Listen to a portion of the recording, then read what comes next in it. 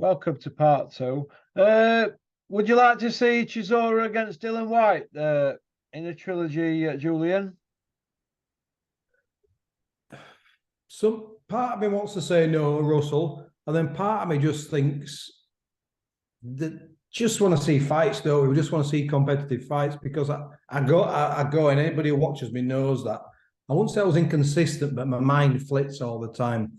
I'll go from demanding the best fight, the best, to then thinking, well, that's not going to happen. So at least what we get is we get some decent fights. I heard you on one of you walking the dog, and this is what I do when I walk the dog. I listen to your show, Russell, and I was walking George, and I heard one of your last shows, and you were talking about Josh Warrington and Lee Wood fighting, and I thought, do you know what? That's not a bad fight. That's not a bad idea. Not every fight has to be the best fighting the best, and if Chisora fights Dillian White, it'd be a good fight, mate. It'd be a good, entertaining scrap, and yeah, you'd favour Dillian White, but I think sometimes I just want to see entertainment as well. So I'm a victim to that myself. Sometimes I want to see the purity of boxing and the best fight, the best, but we're not getting that. So what I don't want to see is prospects knocking with knockover jobs and padded records. I don't want to see Lawrence Okoli grabbing hold of somebody for 12 rounds. So if you're asking me if I'd want to see that, I'd turn the TV on and watch it, mate. I won't pay for it, but I'd turn the TV on and watch it. What did you make of Lawrence Okoli and Richard Riakporte's staged beef? You've got to find a reason to want to watch that fight, ultimately. And, you know, Riakporte, whilst he's technically very good, he's not the most aesthetic to watch. Lawrence Okoli is dreadful to watch. He's absolutely dreadful. You know it's going to be an awful fight, don't you? So they've got to do something, Russell, to get people to tune in, because Sky will be paying those guys some pretty decent paydays. So the thing what makes me is, after a while, it becomes a blunt object, doesn't it? It makes me laugh because after a while, everybody's shoving each other at the presser. People just get wise to it and they think, come on. And most of the comments I saw about that were actually people in the comments just saying, come on, that is just so made up. That wasn't genuine. And I think people are just getting wise to it now. You got to do, if you're going to be clever with social media and you're going to be clever with bringing people in and getting people involved in fights and grudge matches, you can't use it for every single fight. It becomes boring. And I think they've overdone it. And that was clearly staged. Yeah. Who would you think would win that fight if they did fight? Oh. I hold my hands up sometimes and say I've not watched enough of either fighter. Riakporte winning that fight wouldn't surprise me at all. The thing is with Okoli, he's one of those guys who I struggle. I mean, I've just said he's horrendous to watch, and he is, but he's such a nice guy, isn't he? These are good guys, aren't they? In an era of, you know, idiots in boxing, we've got two really good guys. So I don't like to be unkind, but I think Riakporte might beat him. You know, I think he might be, his work might be a little bit cleaner. They're both physically big cruiserweights. They're massive out there. I think Riakporte might beat him. It wouldn't surprise me at all. Wouldn't it? I don't care enough to break it down and to watch 20, 30 rounds of each one to make a real clinical assessment. Instinctively, what I've seen, I think I just don't know. Okoli, I saw a couple of his earlier fights before he won the world title. I just thought they were dreadful. I thought they were absolutely dreadful. And I thought Eddie Hearn did such a great job maneuvering him into that position, because his opposition in those world title fights was absolutely terrible. Yeah. What do you think of Fraser Clark against Nathan Gorman? Be a decent fight, that. Fraser Clark's got massive pedigree, so he needs to move really quickly. So why not move him in with someone like Nathan Gorman, who's just been beat, who's just been stopped by effectively an ex-white collar fighter. It was looked pretty decent, to be fair, but Wardley looked pretty good. But I think Fraser Clark's got too much pedigree for him. But I think I mentioned previously when you asked me about Fraser Clark. I like Fraser Clark. He's one of my favourites outside of the ring. But there's something missing. There's something missing in his game that tells me he's one of these can't miss fighters. I think there's something what's going to let him down as he goes beyond, Euro level. I don't know if he hasn't got the gears, if he's just a little bit too one-paced. I don't know. Technically, he's very good, but he's not boxed anybody yet, has he? And there's just a couple of moments where he's looked to have struggled. I don't know. I just think I don't think he's a future world champion. Put it this way, Russell. Oh yeah. No, I think he'd beat Nathan Gorman. It'd be no problem beating Gorman, but it'd be a good fight for him, be a good test for him. What about David Adelaide against Fraser Clark? I like David Adelaide. He's got some good hands, good feet. He's not the biggest heavyweight in the world, but he had a lucky escape in one of his early fights, but that happens, fair enough. But I think it'd be a decent fight. I like David Adelaide, just as I've just said, I like fighters who have a little bit of movement and a little bit of rhythm about their game. They don't just stand there. It's not just about standing in that small circle and letting the shots go. He's got some good skills, some good movement, and again, you'd have to favour Fraser Clark, but it wouldn't be a confident pick. Well, Adelaide's 26 now, 11 and 0. He's not bad. 10 knockouts. I mean, he's not beating anybody, is he? That's the problem. And Fraser Clark's not beating anybody, but Fraser does have that pedigree at world level in the amateurs, doesn't he? Yeah, he's got Fraser's Olympic bronze, isn't he? I think he had over 100 international fights. I mean, that's massive, isn't it? That's against every style and every type of opponent across the globe you can think of, and that really does hold you in good stead in the pros. Yeah, I'd like to see David Adelaide step it up a bit now. Yeah, me too, because you get to 26 years old and you think you got to have a couple of tough 8 and 10 rounders under your belt now. We need to see a little bit more of what you're made of. As I said, he's had one decision that looked quite fortunate, but that happens. I won't, hammer the guy for that. But this is the problem we've got, Russell, isn't it? The top tier of the heavyweight division is tied up. People waiting for people to fight. Is Ortiz going to fight Wilder? What's AJ going to do? Fury, Usyk, are they going to fight? And meanwhile, the rest of the heavyweight division is on notice. So what happens with all these guys is they just sit around and wait. Think, well, it won't make me move too quickly, because there's a massive amount of money in the heavyweight division. So they're not learning the trade. They're just keeping unbeaten, tick over jobs, hoping for that one massive payday. And it spoils the competitive nature of boxing. Yeah, it does. It's a shame. What do you think will happen with Nathan Gorman? Do you think he'll make another run at it, or do you think he'll just fade away and be a gatekeeper? I think He's got mega skills, hasn't he? He's got really good skills, but I'll tell you something about Nathan Gorman. When Max and I were chatting about his fight with Fabio Wardley, I said to Max was surprised, and I says, he'll stop Gorman. He'll stop Nathan Gorman. And Max says, no, I think Gorman will beat Fabio Wardley. I says, he won't. I says, the thing is with Nathan Gorman, and this is not a criticism, it's just, I was there. I had a kid on the undercard when he fought, when Dubois stopped him. And the thing is with Gorman, he's got lovely skills, Russell. Yeah, really nice skills. But if you put it on him, he just caves in. And that happened with Dubois. It happened with Fabio Wardley. He just caves in. He gets caught. He freezes. He gets hit with a big combination, and he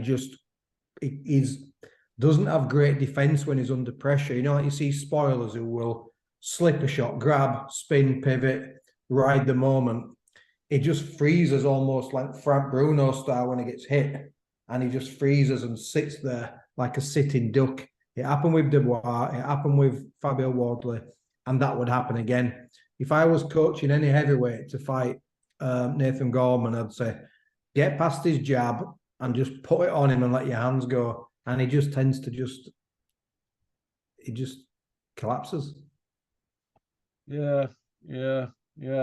Dave Allen, his fights on Saturday in Malta. Also, he did get a fight then, did he? Because I know it was Yeah, he's cancelled. out there. He's out there. Max is well. Dave Allen's will be out there now if weigh-ins tomorrow. Max was in Malta. Now Max said he was going. I forgot about that. Yeah. He's just gone to see what it's all about and prepare his mind in case he fights there. Max asked me if I wanted to go over, but I've just had Um, way too much stuff going on. And well, he's taking it serious, Max.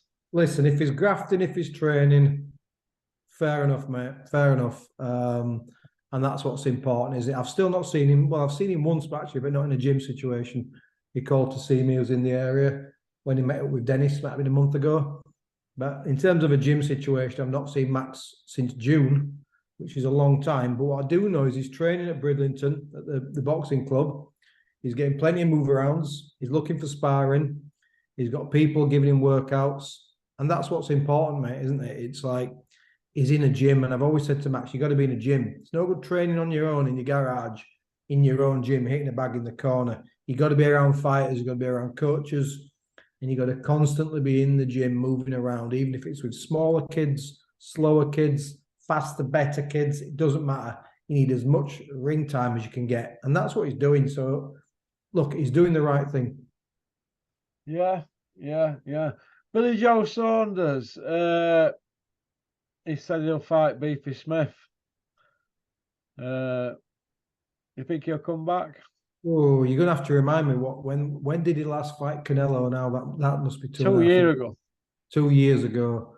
I mean, if he comes back, he's coming back for a payday, and I think he's got plenty of cash actually as Billy Joe Saunders. But it's boxers are the first person to know when it's time to hang the gloves up, and the last person to admit it. And I think Billy Joe Saunders is the same. Yes, he's probably still a world level operator.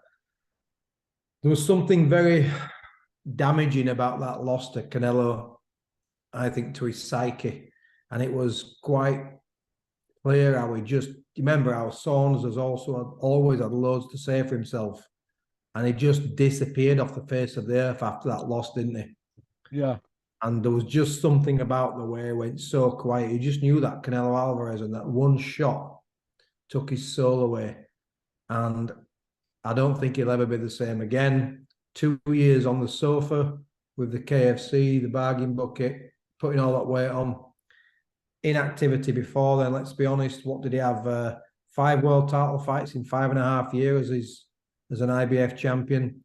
Look, this is not a career, professional fighter looking for legacy, is it? This is a guy with a load of skills who capitalized and got some really big names, big fights, and sailed off into the sunset.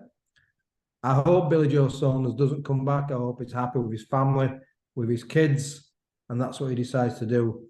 And if he does come back, then let's see some tough 10-rounders and let's see some fights to shake the ring rust off. But he won't do that, will he? Because he'll do exactly what you've just said. He'll call out the big names for a few quid. Yeah. Would you like to see him fight somebody like Denzel Bentley? If he's going to take it serious instead of just going for big pay-per-view fights. Don't try and work his son back into contention. See on paper, Billy Joe Saunders and Denzel Bentley, skill-wise, they're not even in the same stratosphere, are they? No. Billy Joe Saunders was a beautiful boxer. He was absolutely fantastic to watch. But you get a Denzel Bentley who's hungry, who's big at the weight, who wants something. He wants what Billy Joe's got. That's a tough fight for him, just because it's the last thing you need. I'd like to see him just some tick over jobs. Let's see if he can still move, shake the ring rust off. There's too much of this inactivity and jumping into big fights. It doesn't work. They're not all Sugar Ray Leonard who can have 2.5 years doing nothing and come back and beat the great Marvin Hagler. Very few people can do that. And I don't think Billy Joe Saunders is one of those either. I think he needs to be active and fight or get it out of his mind. But personally, I don't want to see him box again. Oh, yeah. No, I don't want to see fighters box who are just doing it for paychecks. I just think there's something quite tragic about that. And how are we ever going to get? We always talk about the next generation, don't we? Because boxing's, and we're getting dark now, aren't we? I've not put the light on. Because boxing is so devoid, as I've said, about really exciting names coming through. We're having to keep retreading the same names all over and again. Like you've just been saying, what about Billy Joe Saunders? What about this? What about that? What we should be saying is, what about this kid? What about this fight that Dennis McCann's got in the next couple of weeks for the British title against the number 2 contender? But we're not seeing that, are we? What about Dalton Smith and Adam Azim in this massive fight they've got coming up? We're not talking about that. We're saying, what about Billy Joe Saunders? Because we're not getting the fights we want. But maybe if all these guys who just step out of the guys who've held the limelight for the last 5 or 10 years, step away and let some other kids come through and get the spotlight. But it's a kind of rhetorical thing, isn't it? Do you think that that's how boxing's going now across the social media, and the fact that Definitely it's mainly about getting yourself out there and hogging limelight rather than ability? Well, I'm having to accept this now. I'm having to realize there's boxing, and then there's this other thing that is well-known people putting gloves on and fighting. So if you look at Tommy Fury and Jake Paul, not the fight, but if you look at these guys as entities or as commercial assets, right? I've always believed that the best should fight the best, and I've always found it hard to stomach that a domestic level kid will get 20 grand who's a former ABA champion for a title fight, and these guys, so Tommy Fury's getting 2.5 million. And then I think about it as a business venture. Tommy Fury and Jake Paul, they bring in the pound notes, don't they? Commercially, they're massive.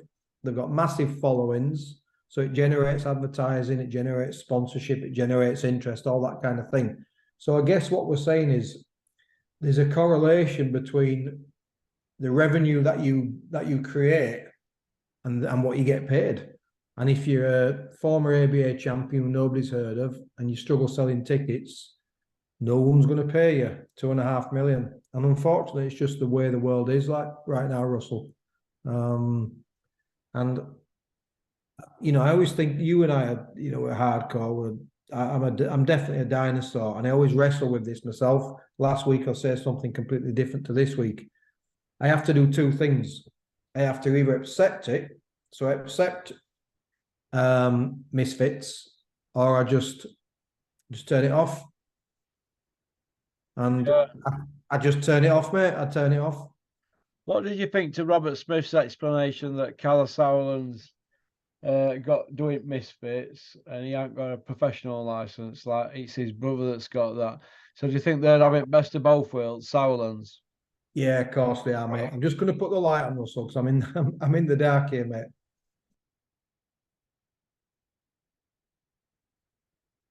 When Julian's in the dark. Well, you're shining in light now, Julian.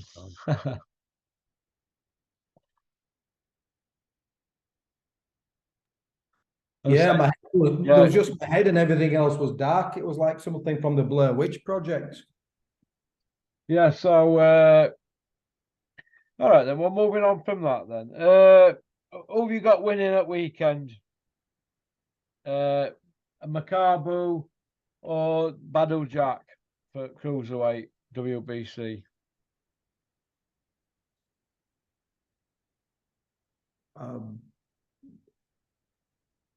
You've stumped me because I've not seen either of them for the last 3 years, mate.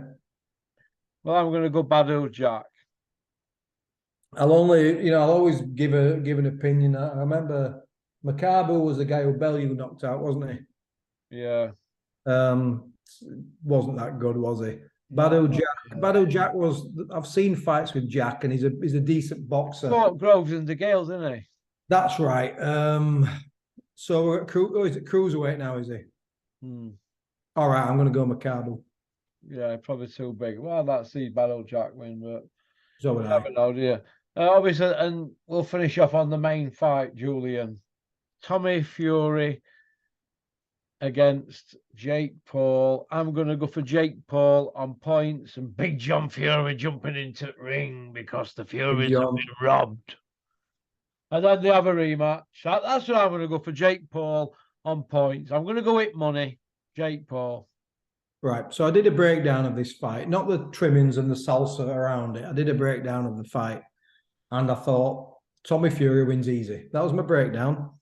And then all I've heard before this and after my breakdown are people really knowledgeable people like yourself. Yeah. But, former world champions, everything, favouring, a lot of people favouring Jake Paul. So what I do is I'm like, what am I missing? By the way, I'm not suggesting Tommy Fury is the next Evander Holyfield at cruiserweight, 'cause he's not, right? I know what he is. And I keep thinking, what am I missing? So last night I just watched a quarter of an hour again of Jake Paul. I thought, I'm missing something because Frampton, all these guys are favouring Jake Paul. Jules, you know what Tommy Fury is. He's a 6 out of 10. But you must be really missing something with Jake Paul for people who know boxing to favour Paul. So I watched couple of his fights, and then I watched him doing some shadow boxing. He's absolutely awful. And I'm like, I'm not missing anything. His feet are awful. His head movement is terrible. He's got no ring IQ whatsoever. He's got a big overhand right. Wouldn't be the biggest surprise in the world if he turned it into a really ugly fight and scrappy fight, and it makes it hard to score, which is what you've just said. You go for a Jake Paul win because Jake Paul's going to get the favours with the judges. We know that, don't we? Yeah. But to answer your question, I think he's awful, Russell. And if I've got this wrong, I'm not going to hang my head in shame for getting a fight wrong between two novices. I don't consider Jake Paul a boxer. I don't think he's beaten any boxers. I think he's terrible. I think he's absolutely terrible. And if Tommy Fury actually can't beat Jake Paul easily, he needs to disappear and he needs to just drop the Fury name, as I've said. And I don't wish any, bad luck on Tommy Fury. I just can't see Jake Paul beating anybody who's remotely classed as a boxer. What if Tommy falls over and breaks his ankle in ring and Jake Paul gets a WBC ranking? Who's the WBC champion at cruiserweight? Who would he fight? I don't even know the champions are now, mate. That's how close I watch it. Macabre, isn't it? Macabre. Is he WBC Macabre? Yeah, that's on undercard. Oh, they're setting that one up nicely, aren't they? Yeah. So he's gonna have so if Jake Paul somehow gets a win, is he gonna have a voluntary? Is Macabre gonna have a voluntary against Big Jake? Well, I think a voluntary's got to be anything in top 15. But if Jake is it top 40 then? Is that what they've said? They're giving them a top 40 now because at Backlash, where originally it were a top 15 when they made it. Oh, so because I heard you say that's why they've got Badou Jack and Macabre on undercard. You see, because you can imagine if Jake Paul knocks him out or Tommy, and they shout and they call Badou Jack or Macabre at ringside like in wrestling. Who does so? If Jake Paul beats Tommy Fury, right, and he cracks the top 40, who do they have to fight then to get into the top 15? Perry Howe? I don't know. Just listen, I've not been training for a while because of my arthritis, and I was a light middleweight amateur, and I'm probably a cruiserweight as I'm sat here. I'll fight him, mate. He can beat me for a top 40 ranking, top 15 ranking. I'll happily get the money. It's dreadful, isn't it? It's dreadful, mate. It's a proper shit show, isn't it? It really isn't. It's comedy gold, actually. And my girlfriend said to me Saturday night, I might be going over to Leeds. She has BT Sports. I don't have it. I have Sky, but I can still get on box office. And she goes, "Do you want to get the fight?" And I said, "I'm not paying for the fight." And Anna said, "I'm not asking you if you want to pay for the fight." She said, "I'll pay for it. Do you want to get in the fight?" And I'm thinking, this is the problem, isn't it? When you get to the weekend of a fight, you're like, I'm thinking, do we get it? And I thought, Julian, you're part of the problem, mate. If you watch that, you're part of the problem. And then I'll have a little battle with myself again, which is what I said, which is, come on, get with the times. Everybody's going to have a bit of fun, have some fun, Jules.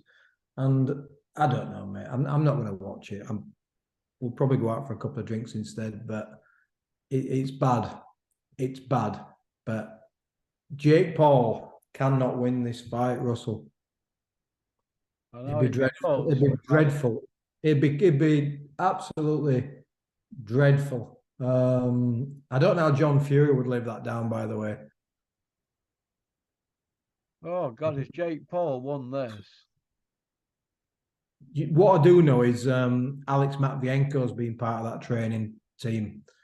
And I know Alex. I've been over to Alex's gym in Bolton. Alex is sound. He was a good, solid ex-pro, trains his lads hard. And he was saying how before Big John has been sort of taking over the reins for the last 6 weeks, 6 weeks before that, he'd spent, him and Roman Fury had spent 6 weeks at Alex Matvienko's gym. John had said, tick over, you guys, get yourself in shape. And Alex had been doing a couple of sessions a day with them. And that filled me with a bit of confidence, actually, because he's a good coach, is Alex, and he'll make and graft. He'll have Tommy Fury in shape. So he's probably in good shape before he even started the official training camp with his dad. So that gave me a little bit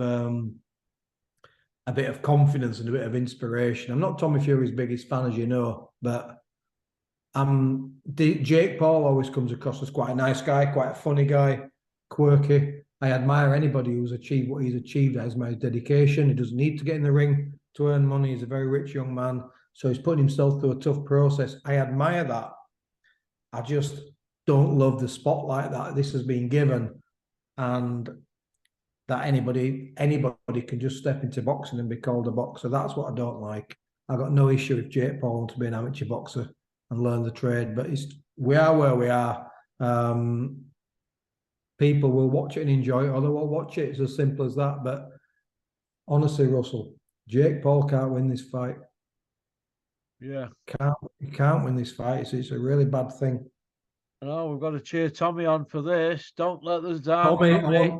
I never thought I'd hear this, but you saying it especially, but want Tommy Fury, go in there, take him out clinically and show him, even though you are a novice boxer yourself, you are a boxer, you have a boxing background, and take him out in 2 rounds and then show the difference between, a celebrity white collar fighter and someone who's a novice professional. And there should be a massive gap between the two.